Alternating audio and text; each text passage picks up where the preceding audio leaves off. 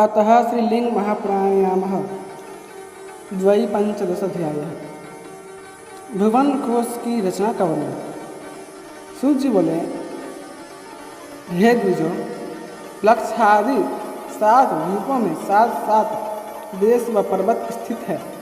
लक्ष द्वीप में गोभेदक, चांद्र, नारद, दुंदुभि, सोयक, सुमना, दैवराज ये 7 पर्वत हैं। ऐसे ही शाल्मली द्वीप में कुमुद, उत्तम, बलाहक, द्रोण, कंकम, महिष, कुमुदमान नाम के 7 पर्वत हैं। कुश द्वीप में भी विदर्भ, हेम इत्यादि 7 पर्वत हैं। इसी प्रकार से क्रौंच आदि द्वीपों में भी 7 पर्वत हैं। ये 7 द्वीप 7 समुद्रों से घिरे हैं। लोकालोक नामक पर्वत पर आधे भाग में सूर्य की किरणें पहुँचती हैं तथा आधे में अंधकार ही रहता है। जनलोक, महलोक इत्यादि 7 लोक पुण्य लोक कहे गए हैं। नीचे के 7 लोक नरक लोक कहे गए हैं, जिनमें पापी जन अपने अपने कर्मों का फल भोगते हैं। ब्रह्मांड के सभी लोकों में अष्टमूर्ति भगवान व्यास हैं। एक बार यक्ष रूपी भगवान शिव को देखकर वायु, अग्नि आदि सबकी शक्ति नष्ट हो गई। अग्नि एक छोटे से तिनके को भी नहीं जला सका, वायु उसे उड़ा नहीं सका, इत्यादि सभी देव शक्तिहीन हो गए।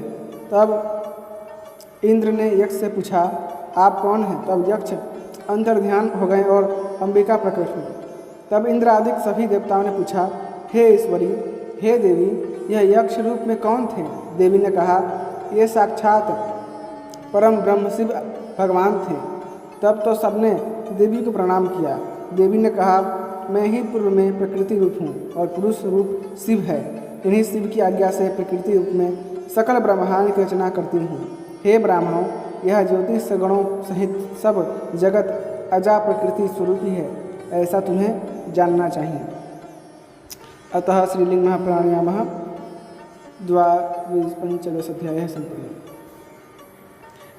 अंड में ज्योतिष गणों के प्रचार का कथन अतः श्रीलिंग महाप्राणायाम त्रयपंचदशाध्याय। सूत जी बोले, अब मैं ज्योतिष गणों का प्रचार तथा संक्षेप से ब्रह्मांड के विषय में कहता हूँ। मानस के ऊपर मेरु पर पूर्व की ओर महेंद्री पुरी है, दक्षिण में बारुणीपुरी है, पश्चिम में अमरावती तथा उत्तर में संयमनीपुरी है। सूर्य जब दक्षिणायन होते हैं तब शीघ्र गति होती है, उत्तरायण में मंद गति होती है। जब आग्नेय में रहते हैं तब पराह्य समय और जब नैऋत्य दिशा में रहते हैं तब पूर्वाह्य समय होता है। वायव्य में रहने पर अपराह्य तथा ईशान में पूर्व रात्र होती है। रथ सहित चलते हुए सूर्य की देवमुनि, गंधर्व, अप्सरा, सर्प, राक्षस आदि अग्र षष्ठ से स्तुति करते हुए चलते हैं।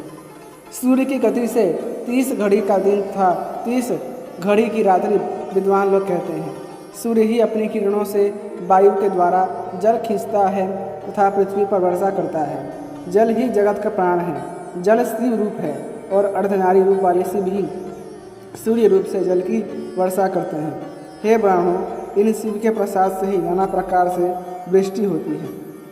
अतः श्रीलिंग महाप्राणायाम त्रयपंचदशाध्याय संपूर्ण। अतः श्रीलिंग महाप्राणायाम चतुर्पंचदशाध्याय। सूर्य रथ निर्णय वर्णन। सूत जी बोले, हे मुनियों, अब मैं आप लोगों से संक्षेप में सूर्य के रथ का तथा चंद्र और ग्रहों के रथ का वर्णन करता हूँ। सूर्य का रथ स्वर्णमय है जो ब्रह्मा ने रचा है। संवत्सर इस रथ के अवयव है।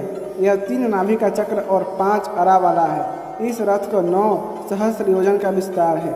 7 घोड़े हैं जो छंदों से निर्मित हैं। देवता तथा मुनिजन दिन रात्रि भास्कर रूपी शिव की स्तुति करते हैं।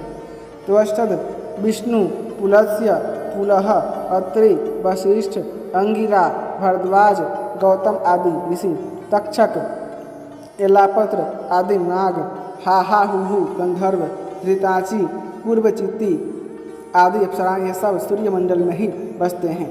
इस प्रकार एक चक्र वाले रथ में जिसमें हरे रंग के 7 घोड़े जुते हुए हैं, ऐसे सूर्य दिन रात यात्रा करते हैं। रात्रि दिन आदि का विभाग सूर्य से ही होता है। 7 द्वीपों वाली समुद्र पर्यंत भूमि की यात्रा सूर्य अपने 7 घोड़ों के रथ से पूर्ण करते हैं। अतः श्रीलिंग महाप्राणायामः चत्वारि पंचदश अध्याय संपूर्ण।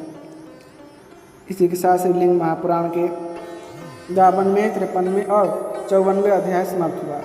यदि आपको श्रीलिंग महापुराण की कथाएँ पसंद आती हैं तो कृपा करके वीडियो को लाइक करें, चैनल को सब्सक्राइब करें और अपने दोस्तों के साथ अवश्य शेयर कीजिएगा। धन्यवाद। जय श्रीमन्नारायण। ओम नमः शिवाय।